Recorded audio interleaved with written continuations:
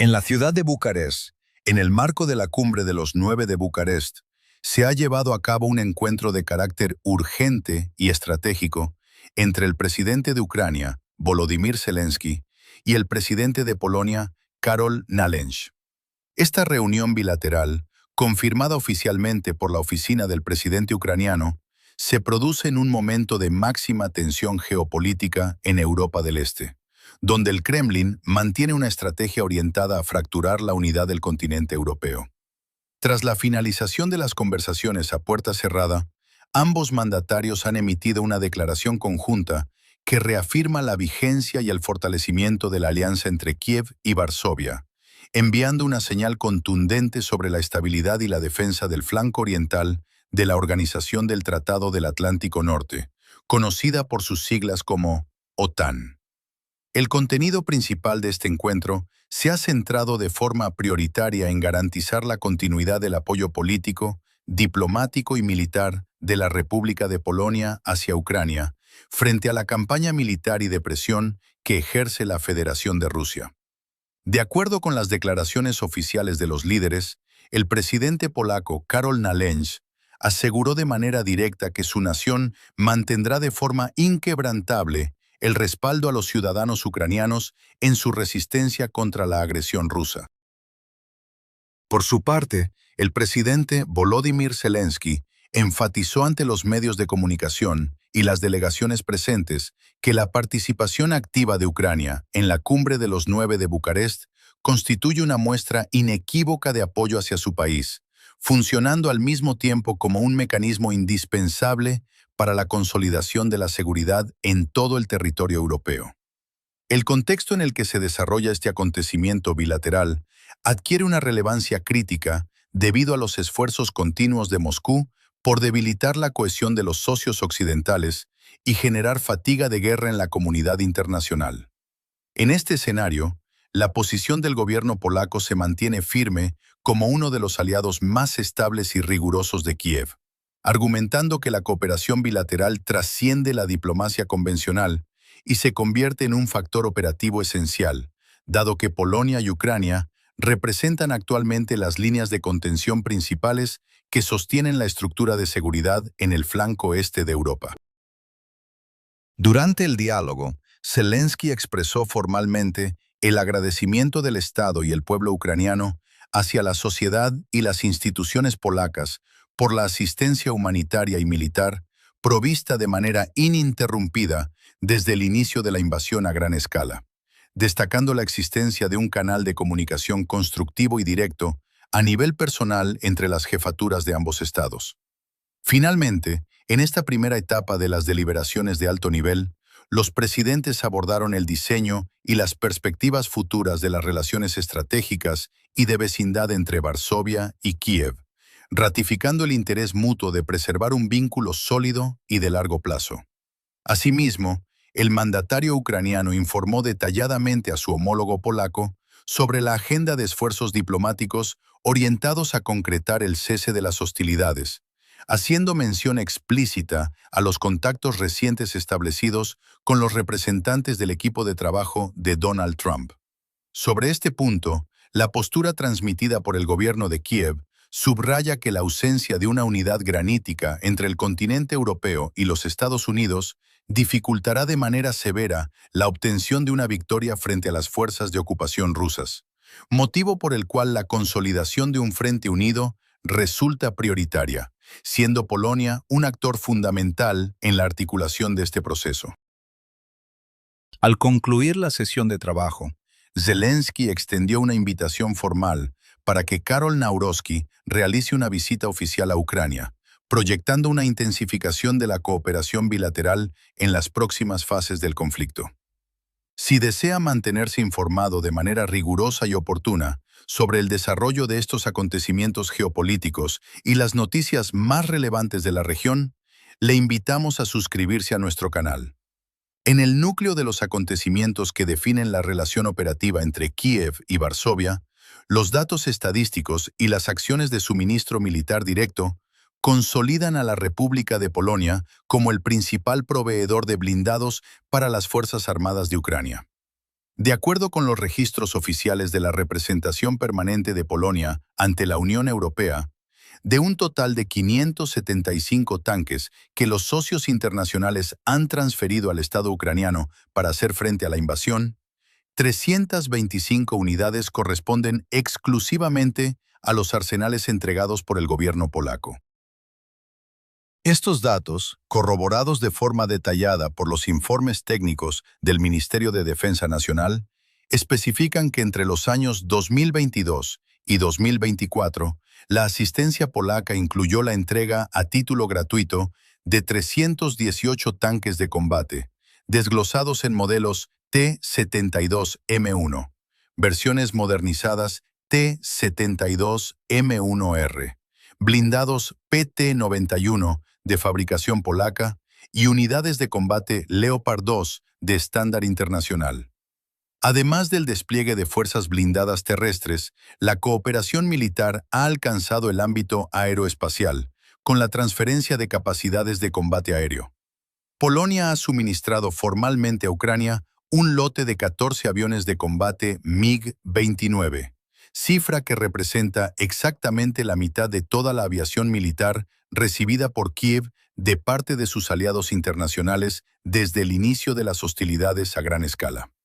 Este movimiento logístico y operativo tiene sus antecedentes en el año 2023, cuando el entonces presidente polaco, Andrzej Duda, declaró la disposición de Varsovia para suministrar aviones de combate en el marco de una coalición internacional.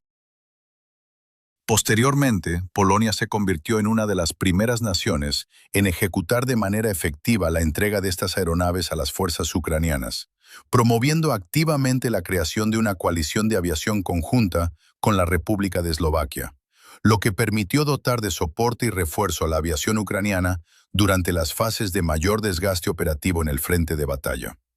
En el plano de la ayuda financiera y de material de defensa acumulado, las decisiones gubernamentales de Varsovia se han traducido en la aprobación de más de 48 paquetes de asistencia militar y humanitaria, con un valor económico total que supera los 3.500 millones de euros. Estos recursos e inversiones estatales han permitido el reabastecimiento continuo de los inventarios del ejército ucraniano mediante la provisión sistemática de municiones de diversos calibres, sistemas de misiles, armamento pesado, armas de fuego ligeras y morteros.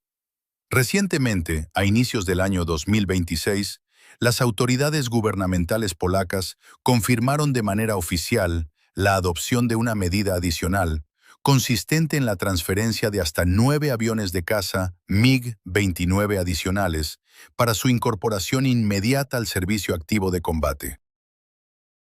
Como parte de un acuerdo de cooperación técnica y de intercambio tecnológico, se ha establecido una fórmula de beneficio mutuo en la que Polonia recibirá a cambio tecnologías avanzadas en el ámbito de los vehículos aéreos no tripulados desarrolladas por la industria ucraniana.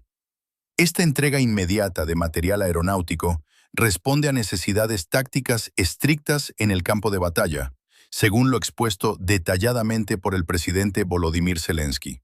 El mandatario ucraniano aclaró que el proceso de formación y entrenamiento de un piloto militar para operar con plenas capacidades de combate, los cazas de tecnología avanzada F-16, requiere de un periodo prolongado que oscila entre los 8 meses y 1 año y medio. Por el contrario, los pilotos de la Fuerza Aérea de Ucrania poseen la capacitación técnica necesaria para tripular de forma inmediata los aviones MiG-29, sin requerir fases de adiestramiento adicional en el extranjero, un factor crítico en un contexto de guerra de alta intensidad diaria, donde el personal calificado es escaso y la retirada temporal de combatientes en activo para recibir instrucción externa debilita las líneas de defensa. Asimismo, el territorio de Polonia opera actualmente como un centro logístico global y una plataforma de adiestramiento donde instructores aliados forman a combatientes ucranianos de diversas ramas militares en tácticas, estrategia y ejercicios de campo orientados a optimizar la capacidad operativa en la línea del frente. Si desea continuar recibiendo reportajes detallados, con datos rigurosos y análisis basados estrictamente en los hechos de la actualidad internacional, Le invitamos a pulsar el botón de Me gusta y a suscribirse a nuestro canal de noticias. En el plano de las proyecciones financieras y las consecuencias estratégicas a largo plazo, el Ministerio de Asuntos Exteriores de Polonia y analistas de la OTAN han establecido estimaciones económicas rigurosas sobre el coste de la defensa colectiva. Un análisis financiero detallado indica que la defensa de los países situados en el flanco oriental de la Alianza Atlántica, incluyendo el territorio polaco, ante un escenario de agresión directa por parte de la Federación de Rusia, demandaría una inversión mínima de 1.200.000 millones de euros.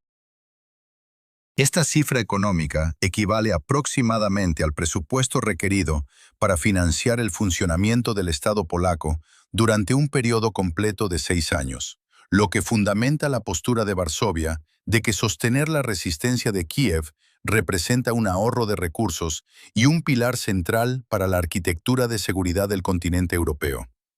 Ante el incremento de la tensión en las fronteras y la postura de Moscú, el gobierno polaco ha adoptado decisiones legislativas y de seguridad interior de carácter definitivo.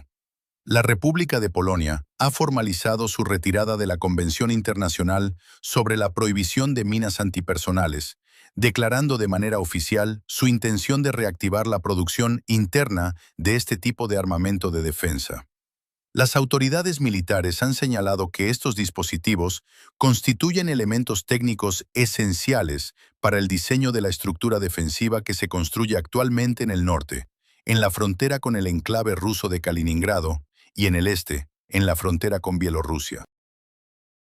Asimismo, el primer ministro Donald Tusk ha confirmado de forma pública que los gobiernos occidentales evalúan seriamente la implementación de un proyecto de disuasión nuclear conjunta en Europa, manifestando que Polonia busca participar activamente en estos programas de seguridad nuclear para contrarrestar las presiones de la Federación de Rusia en una región colindante con el conflicto armado.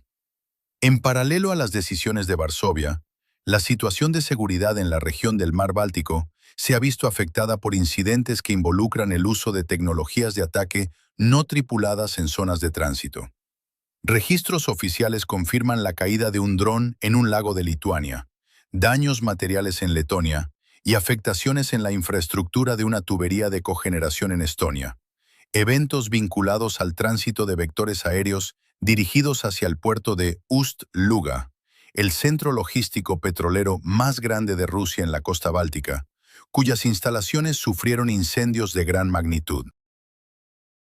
Estos acontecimientos han sido utilizados por los canales de propaganda del Kremlin para acusar a las repúblicas bálticas de ceder su espacio aéreo a las fuerzas ucranianas, al tiempo que circulan análisis sobre vectores de ataque dirigidos al corredor de Suwałki, la franja de terreno que une a Polonia con Lituania y cuyo aislamiento comprometería la conexión terrestre con el resto de Europa. Un escenario operativo que ya fue objeto de simulacros por parte de tropas rusas y bielorrusas durante las maniobras militares conjuntas denominadas Zapad 2025. Esta coyuntura de guerra híbrida se manifiesta de forma específica en localidades fronterizas como la ciudad estonia de Narva, limítrofe con la localidad rusa de Ivangorod, donde el 85% de la población es de habla rusa y un tercio de los habitantes posee pasaporte de la Federación de Rusia. Organizaciones de monitoreo como Propastop han documentado la aparición de narrativas de corte separatista en plataformas digitales que promueven la creación de una entidad autoproclamada bajo el nombre de República Popular de Narva, incluyendo la difusión de símbolos y consignas de desconexión territorial. Aunque representantes locales como el diputado Denis Lachenko afirman que un escenario de desestabilización similar al ocurrido en el Donbass en 2014 es inviable en la región y que el ruido mediático perjudica las inversiones y el turismo internacional procedente de Europa Occidental, los cuerpos de seguridad del Estado mantienen un despliegue reforzado ante las fechas conmemorativas del Día de la Victoria en Ivangorod y el Día de Europa en Narva, periodos en los que se registran manifestaciones de polarización política entre la población local. Para continuar recibiendo análisis basados en hechos comprobados, datos estadísticos oficiales y un seguimiento riguroso de la actualidad geopolítica en Europa del Este, le sugerimos